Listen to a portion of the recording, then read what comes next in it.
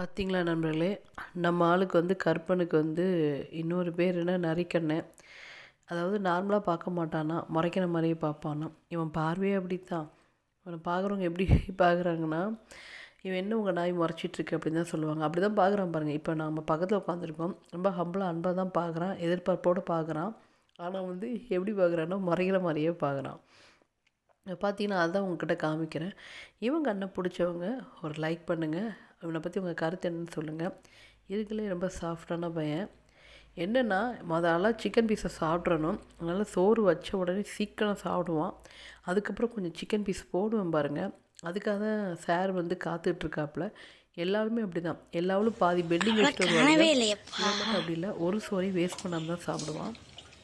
அது மட்டும் இல்ல, ரொம்ப நல்ல பயலும் கூட. இவனை பிடிச்சவங்க ஒரு லைக் பண்ணுங்க. இவனை பத்தி உங்க கருத்து என்னங்கிறத கமெண்ட்ஸில் சொல்லுங்க.